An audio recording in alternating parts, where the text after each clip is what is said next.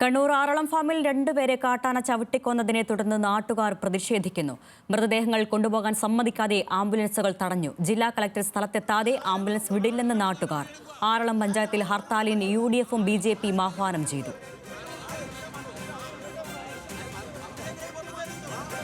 എത്ര മണിയോടുകൂടിയായിരുന്നു ഇതിന് പോയത്? എത്ര മണിയോടുകൂടിയായിരുന്നു കശുവണ്ടി കൊടുക്കാൻ പോയത്? ഒരു ഒന്നര പോയതാണ്. എപ്പോഴാണ് അറിഞ്ഞത് ഇതിങ്ങനെ? ഒരു 4:30 ഈ വീടിൻ്റെ അടുത്ത് തന്നെയായിരുന്നു? വീടല്ല, കുറച്ച് അപ്പുറത്തായിരുന്നു. എല്ലാ ദിവസവും അങ്ങനെ പോകുന്നതാണോ? എല്ലാ ദിവസവും പോകുന്നുണ്ട്. രണ്ടുപേരെ ആന ഈ 2-3 വർഷത്തിനുള്ളിൽ ചവിട്ടിക്കൊന്നു. അന്നും ഇവർ കതറിട്ടവരും പിന്നെ പിന്നെ ചുവപ്പും ധരിച്ച എന്ന് പറയാൻ മാർക്സിസ്റ്റുകാരും ഭരണപക്ഷവും പ്രതിപക്ഷവും ഇവരെല്ലാം നമ്മുടെ പക്ഷത്ത് വന്നിട്ട് പറഞ്ഞ് നമുക്ക് ശാശ്വതമായിട്ട് പരിഹാരം ഉണ്ടാക്കാം. അന്ന് നമ്മൾ ഇവരെ രണ്ടുപേരുടെ പിന്നെ വാഗ്ദാനം കേട്ട് നമ്മളന്ന് വളരെ പിന്നെ കൂളായിട്ട് അവരുമായിട്ട് സഹകരിച്ചു പോയി. ഫോറസ്റ്റുകാരുണ്ട് പോലും, ഒരു ഫോറസ്റ്റുകാരും നോക്കാനില്ല. എല്ലാം ഓടിയില്ല, എല്ലാം എങ്ങോട്ടോ ഓടിയേ? ഒറ്റ ഫോറസ്റ്റുകാരില്ല, പേടിച്ചിട്ട് ഓടി. അവർക്ക് എന്തിനാ ശമ്പളം കൊടുക്കുന്നത്? അവർക്ക് എന്തിനാണ് ശമ്പളം കൊടുക്കുന്നത്? ആരുമില്ല. കണ്ണൂരിലെ കാട്ടാനാക്രമണത്തിൽ ജില്ലാ കളക്ടറുടെ റിപ്പോർട്ട് തേടിയതായി വനം മന്ത്രി AK ശശീന്ദ്രൻ. പ്രശ്നം ചർച്ച ചെയ്യാൻ പ്രത്യേക യോഗം ചേരുമെന്നും AK ശശീന്ദ്രൻ. നാളെ മന്ത്രി ആറളം ഫാം സന്ദർശിക്കും. ഇപ്പോൾ വകുപ്പുകളുടെ ഏകോപനത്തിൽ പാളിച്ചുണ്ടായിട്ടുണ്ടോ തുടങ്ങിയ കാര്യങ്ങളൊക്കെ ജില്ലാ കളക്ടർ പരിശോധിച്ചേക്കാം. അദ്ദേഹം തന്നെ പറ്റുമെങ്കിൽ ഇന്ന് രാത്രിയോ അല്ലെങ്കിൽ നാളെ രാവിലെയോ ബന്ധപ്പെട്ട ഉദ്യോഗസ്ഥന്മാരുടെയും ജനപ്രതിനിധികളുടെയും യോഗം ഓൺലൈനായി വിളിച്ചു ചേർക്കും. അവിടെ ഇനി മന്ത്രിയുടെ സാന്നിധ്യത്തിൽ ഒരു യോഗം പ്രത്യേകിച്ച് നടക്കണമെന്ന് ഉള്ളൊരു ആലോചന അവിടെ ഉണ്ട്. തുടർ നടപടികൾക്കായി ഈ നടപടികളെല്ലാം ഈ പ്രശ്നത്തിന് ശേഷം നാളെയോ മറ്റന്നാളോ അത്തരത്തിലുള്ള ഒരു ആലോചന നടത്തി നമ്മൾ വയനാട്ടിൽ ചെയ്തതുപോലെ ഒരു ക്രാഷ് പ്രോഗ്രാം അവിടെ ഉണ്ടാക്കി ജനങ്ങളെ സംരക്ഷിക്കാനാണ് ഇപ്പോൾ ഉദ്ദേശിക്കുന്നത്. കൂടുതൽ വിവരങ്ങൾ നൽകാൻ കണ്ണൂരിൽ നിന്ന് നിഖിൽ അളവൂർ ചേരുന്നുണ്ട്. നിഖിൽ, ഈ ജനങ്ങളുടെ വേദന, രോഷം എല്ലാം അവരുടെ വാക്കുകളിൽ വളരെ വ്യക്തമാണ്. എന്തൊക്കെയാണ് അവർ ഇപ്പോൾ മുന്നോട്ട് വയ്ക്കുന്ന ആവശ്യങ്ങൾ? ഈ കളക്ടർ എത്തണമെന്നൊരാവശ്യം അവർ പറയുന്നുണ്ട്. ഒപ്പം വനം മന്ത്രി നൽകുന്ന ഉറപ്പുകൾ അതെന്തൊക്കെയാണ്? ഈ പ്രതിഷേധം അതിപ്പോഴും തുടരുകയാണോ?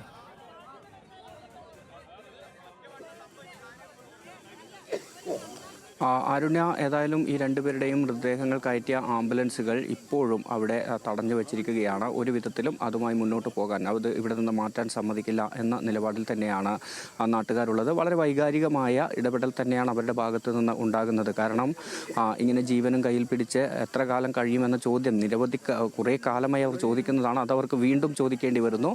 ആ വികാരം പൂർണ്ണമായും പങ്കുവെച്ചുകൊണ്ടുള്ള ഒരു പ്രതിഷേധം തന്നെയാണ് അവരുടെ ഭാഗത്ത് നിന്ന് ഉണ്ടാകുന്നത്. ഇത് അല്പസമയം മുൻപ് നമ്മളെ കടന്നുപോയ ഒരാൾ പോലും പറയുന്നത് നിങ്ങൾ ഇനിയും ഇതുപോലെ വന്ന് ഇത്തരം വാർത്തകൾ നൽകേണ്ടി വരും എന്നുള്ളതാണ്. കാരണം ഇവിടെ അധികൃതരിലുള്ള വിശ്വാസം പൂർണ്ണമായും ഈ പ്രദേശവാസികൾക്ക് നഷ്ടപ്പെട്ടിരിക്കുന്നു എന്നുള്ളത് തന്നെയാണ്. അതുകൊണ്ട് തന്നെയാണ് അവർ ഇങ്ങനെയൊരു പ്രതിഷേധത്തിലേക്ക് പോകുന്ന സാഹചര്യവും ഉണ്ടായത്. ഈ ഒരു സാഹചര്യത്തിൽ ഇനിയും വിട്ടുവീഴ്ചകൾ ചെയ്ത് മുന്നോട്ട് പോകാനാവില്ല എന്നൊരു നിലപാട് തന്നെയാണ് അവർ പറയുന്നത്. ഏതായാലും കീഴ്പള്ളി പോലീസ് സ്റ്റേഷനിൽ ഇപ്പോൾ ചർച്ചകൾ ആരംഭിച്ചിട്ടുണ്ട്. ജില്ലാ കളക്ടർ സ്ഥലത്തേക്ക് എത്തണമെന്നതായിരുന്നു ആദ്യം ഈ നാട്ടുകാരുടെ ആവശ്യം. എന്നാൽ ജില്ലാ കളക്ടർ പകരം തലശ്ശേരി സബ് കളക്ടറെ ചുമതലപ്പെടുത്തുകയായിരുന്നു. തലശ്ശേരി സബ് കളക്ടർ ഈ കീഴ്പള്ളി പോലീസ് സ്റ്റേഷനിലെത്തിയാണ് അവിടെ നിന്ന് MLA സണ്ണി ജോസഫ് ഉൾപ്പെടെയുള്ള ആളുകളുമായി ഇപ്പോൾ അവിടെ ചർച്ച നടത്തിക്കൊണ്ടിരിക്കുന്നത്. ആ ചർച്ചയിൽ എന്താണ് തീരുമാനം എന്നതനുസരിച്ചായിരിക്കും തുടർന്ന് ഈ പ്രതിഷേധം എങ്ങനെ മുന്നോട്ട് പോകുമെന്നുള്ള കാര്യത്തിലൊരു തീരുമാനമുണ്ടാകുക. പക്ഷേ നാട്ടുകാർ പറയുന്നത് കീഴ്പള്ളിയിൽ വെച്ചല്ല ചർച്ച നടത്തേണ്ടത്. ഈ സംഭവം നടന്നിരിക്കുന്ന ഇവിടെയൊക്കെ സബ് കളക്ടറാണോ ആരാണോ ഉത്തരവാദിത്തപ്പെട്ട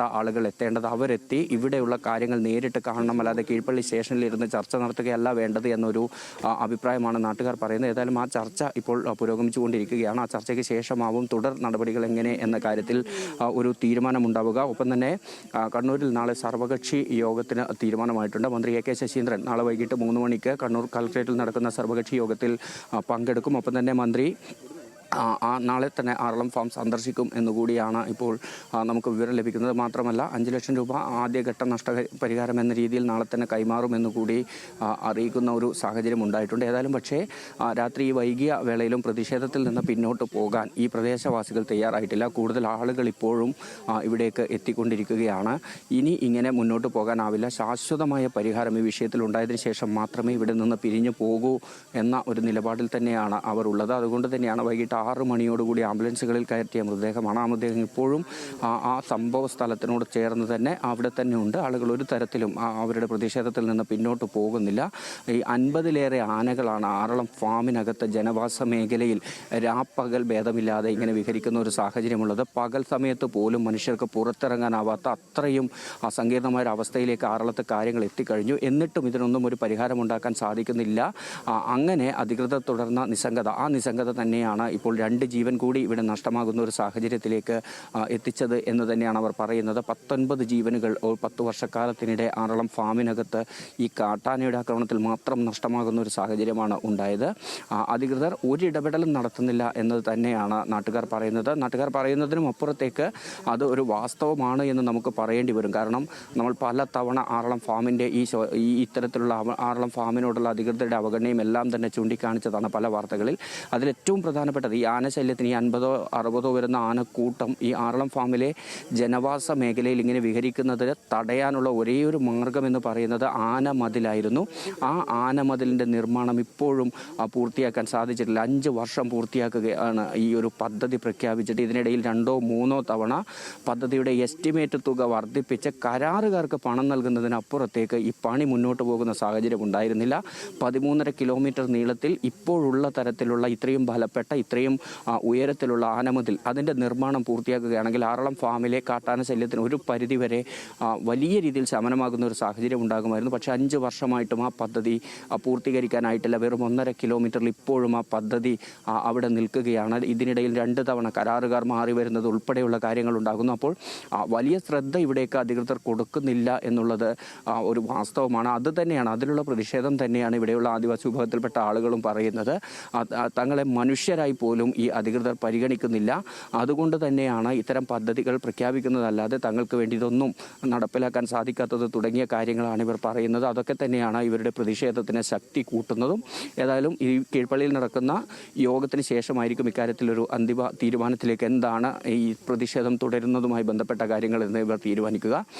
ഒരുപക്ഷെ നാളെയും ഇത്തരത്തിലുള്ള പ്രതിഷേധങ്ങളിലേക്ക് കീഴ്പള്ളി ടൗണിലേക്ക് ഉൾപ്പെടെ പ്രതിഷേധങ്ങളുമായി പോകാനുള്ള സാഹചര്യമൊക്കെ ഉണ്ട് എന്നതാണ് നാട്ടുകാരുടെ നിലവിലെ ഒരു വികാരത്തിൽ നിന്ന് നമുക്ക് മനസ്സിലാക്കാൻ സാധിക്കുന്നത്. ഒപ്പം രാഷ്ട്രീയ പാർട്ടികളും ഇക്കാര്യത്തിൽ പ്രതിഷേധവുമായി രംഗത്തെത്തി കഴിഞ്ഞു. നാളെ കീഴ്പള്ളി പഞ്ചായത്തിൽ UDFും BJPയും ഹർത്താലിന് ആഹ്വാനം ചെയ്തിട്ടുണ്ട്. അതേസമയം ഇങ്ങനെ മൃതദേഹങ്ങൾ വെച്ച് ഒരു ചടങ്ങ് പോലെ ഹർത്താൽ നടത്തുന്നതല്ല വേണ്ടത്, ശാശ്വതമായ പരിഹാരമാണ് വേണ്ടത്.